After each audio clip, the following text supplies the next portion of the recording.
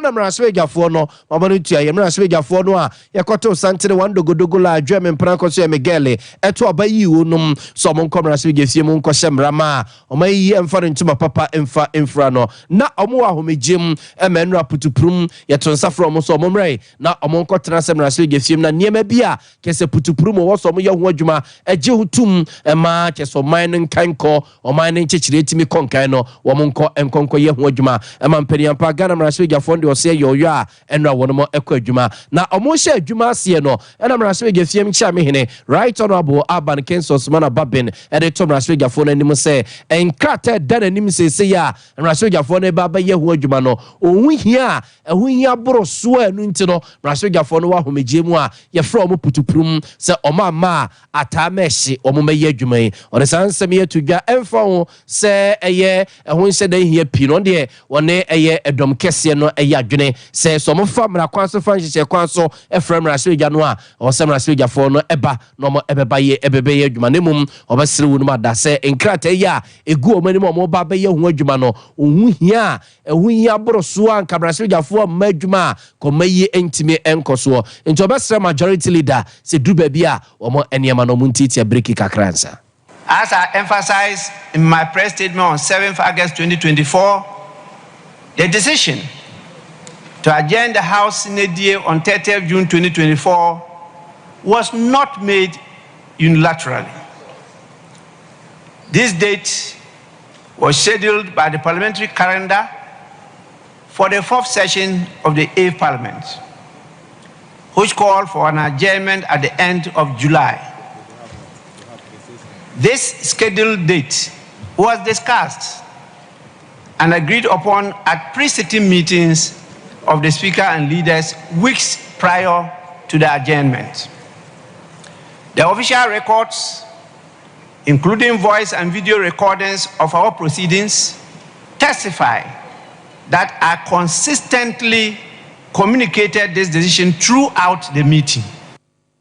Observe to we mraswegafie mu chia me hene right honorable Aban Kensos mana babin yetene nke we enra na mraswegafo no kwakọ ye adwuma putuprumu no na ode sansemi eto edom kese no ene omo empenimfo animu se kwan a omo efa so mraswegafo no be ye adwuma putuprumu no fi se entweye omo ene mraswegafo no munuanom aka mraswegafie mu honom no nini ya wo se ye koyenim no omo ehwe no mienu na enra mraswegafo no adwuma omo ekokoye ye no a edu ba bi na akwakoye mprekoto so omo ne tua se akade na Ghana ma de se ye to santere wandogodogo la akwakoto oba akwakoye mraswegafo ene mampani emfie na ye we ye ne mu oben hyehye papa ma mayafa ne ya pese ene na dege don papa bi efra na abato na ye kwakoto no emunsima akwakoye bebrebe enkanka ne abato nguma no voters register na ye de be kwakoto oba no NDC for the nambunkum ena MPP edinam nifa enra so se homanso ekopie mraswegafie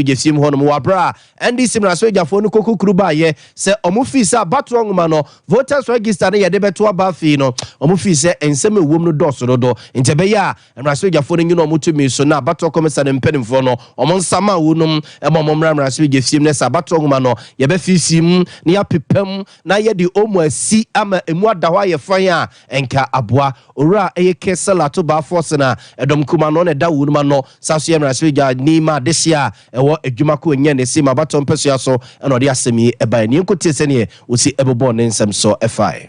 The Electoral Commission has admitted that the voter register is riddled with irregularities and flaws. I dare say, Mr. Speaker, the scale of these irregularities is such that someone may have tampered with the voter register database. Mr. Speaker, I'm sorry to say that we cannot vouch for the integrity of the voter register as it stands at the moment. Observe to why mraswegani o mraswegafie ma de se wo adwuma ko enye ne se ma bato mpesua so ewo eyemfifi mantemura kesela to ba force ne yete ne nka no na no si ya eno no soso ne nua mraswegani o mraswegafie ma de se a ewo futu abato mpesua so mfifi mantemo ono soso na dom kese no oda wo ma no MPP mraswegafo no nyina ono na eda wo ma no sisi wo mraswegafie m lawyer Alexander Afenyo Kensoso no ede kakra esoso se ne nua ne ka no bia ni mabato ngoma no emu fe ye fini kika wa bia ni mu.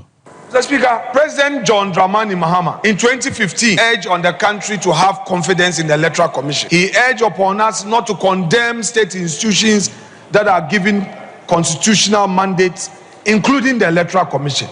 I would want to plead with my respected colleagues to say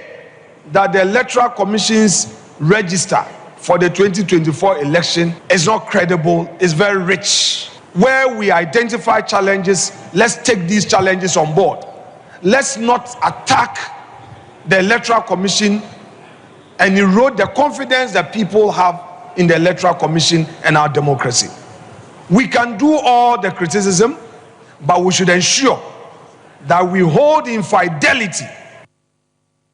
Observe nti ono so MP de ma this year we futu abaton pesia so mfimfi mantamu nti enra de na gese voters register no honkomo akwakoye manso e ho mrase ge fie mu hodomo a we di gina bunkum we di gina nifa gese omo etwe no ne nifa ene bunkum sa asemi ye di simfensi ne tutu akwakotwe tutu kotwe che be sa akoso ye nto aso ne enfam konsem fufrum ababeto dwase enkrapompere mantamu senior high school bia ye frɛ no Orally senior high school ye wo enkrapompere mantamu yese nkwada mienu akwakoko ntokwa we kwade yese enye ntokwa bria ne sa wo mo atwero mo wase exams yewie na wawani tua memu a wo mo ehya se wo mo agi wo machini ye a yese okupo mo mpoa na achidie ne nyina akoye se wesu oni papa wosika na wesu se ne papa wosika na we peso ochese ne papa wosika eche ne yonko na kese wo mo gi achini na edu bebe na kese achini ne ya abroso a baako etwe sekan de ewo ne yonko no bem prensa kese ubuhwe na rehosem a ye tete ene se akwala no a yawo ne sekan ma na wu no ne papa ene nsemhwefo di nkomo no wo chese de ate ne nsunu mu kura se okote se na atichafo gina ho atichafo anim na ne yonko no efa sekan de be wo ne ba ne emprensa ma ne buhwe ya obuhwe ya obunyam nyina no atichafo no ampamua emma chese nkwala nketenkete na wo school mo no ene ma no so mo de ne ko hospital a ewiase ofiri mo ya akwala ne papa nchire mo de ma ni. What happened was yesterday, I see my boy off to come to school. So I was not to go to work. So I'm at work and my niece called me that Edward is having misunderstanding. One of the students is having misunderstanding with Edward. So I should come. And so I asked her that, are there not teachers at the school? And she said the teachers are not sitting there unconcerned. And what is happening is unfair, so I should come. So I said, okay, then I'm coming. So on my way, when I got to the motorway, she called that the boy that is fighting with Edward, I've stabbed Edward, lying down at the school premises, breathing. And the teachers are still sitting unconcerned. I said, wow. Then I said, I'm coming. So on my way, when I get to Kotobabi, she called again that there's the students have gathered themselves and pick him up. So they are going to Lekma. So I should rather come to Lekma and meet them there. So when I drove and I reached Lekma, I went to the emergency. The doctor said Edward had passed away. Therefore, akwala na wa film no ne papa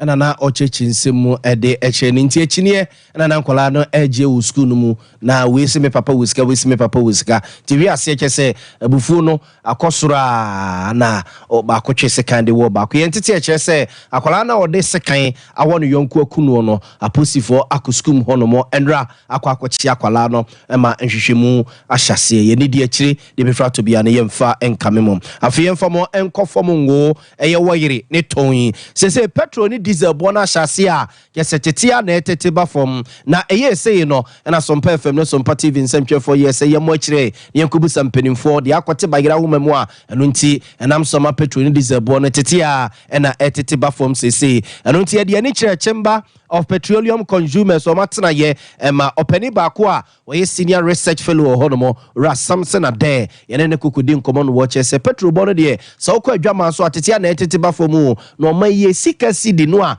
ahodi bia nyina mu no eno na ama se eso ntimi ntie e magana fo ye nhunu e wo ye botom sa no na oso hwe petete kremu a abro so a na wotwe mienu na wotwe miensa we ye nimi eso be sa tibio e ma se mpenimfo ye nhihie ye e me ye sika sidi na hodi ba mu a o se so te chen se ne ye si ehunu no Ra Samson ade nchiremu nie.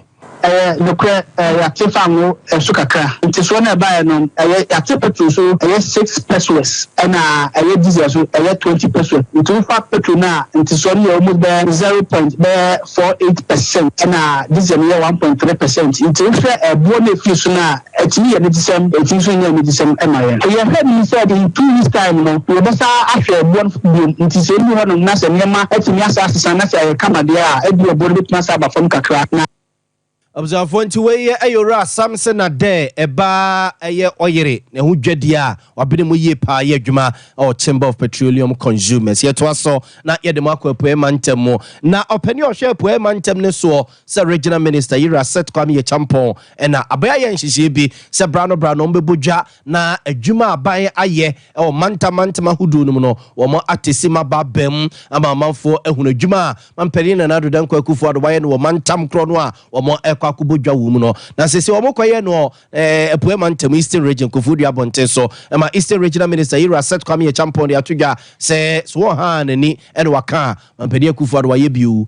bi pa ba kwan ya waye bi e Kofodu ne Eastern Region pa Pantiakwa 2 South and North 57.1 Pediasi 1 Central. Let's roll. I want them to see the action. When I mention the numbers, they can't connect. I want them to connect. This is at quadrupled classroom blocks and leave them in the middle of nowhere. We give access to the places, so you can see the access we've developed to where we have developed district assembly. Internal routes. Slide, please. We've developed there. Next slide, please. You can see the image before 2017 fine out there, and this is during construction when we're doing asphaltic overlays. Please roll them for me. And we have done so. I said we do holistic development. You see how we are running it around them. Observe for Eastern Regional Minister Yira set kwame ye champion na yete no enken afi yademo common penida da John Dramani Mahama so atena ye na sese wate asim ye campaign ewo eye bono East Mantem no motechima na bonte so we crowd the techima north abaton peso so no kokopie ye na odi nchemu magana for se ne pen so a na odi president no obetima sechira culture Ghana for se wamfa osoro himem wanye oman no se osoro himem de na so timi aka se ne pen so na enema ye eche mampeni Akufo-Addo de ya ye hu sisi ye hu papa ye ya kapre ena butumi mampeni dada John Dramani Mahama nka se 2016 abra NDC wo ho na Ghana dane soro ahememu enso na eye chense efie wotwe ne ombeje almost say oh Ghana for Masitina ye echen abra na President Mahama wo ho. Eye den na mutibika sa. Abra President Mahama wo ho. Ukoto cement bottle back 26 cedis. And then so there o beto cement wo kuma ha. Ebro 100 cedis. Ezu Abra President Mahama wo ho. Wo fa 14 cedis ah. Ubenya petrol gallon baku mwa and then so the ukuta 14 cedis a pentoa baku mpo wunya ezu abra President Mahama wo ho se ofa 4 cedis a ubetimi ato dollar baku and then so the open dollar baku a this is 16 cedis and I was open ansa no nya $1. Former Penida da John Dramani Mahama na yete no enke yejina wisuna no pay nsema ye baba no de babe sommo no ye de mo asia ne asori ama man hina asaso atena se bio e de ade ache bi adwumadi ato am so na OCP Ghana Limited for na de OCP fertilizers abadwa so a ye kanfo de ama obi bia wa wo ye kua de fa OCP epete onfudie no so say ye bru say ye mo say ye tools ke se de wudua bia no fa OCP epete so me se asase no e den ya bomu kra na woye okia no a fa epete so 0555909437 0555909437 na 0555909433 na edewunum eni enkomo amza for edemo sia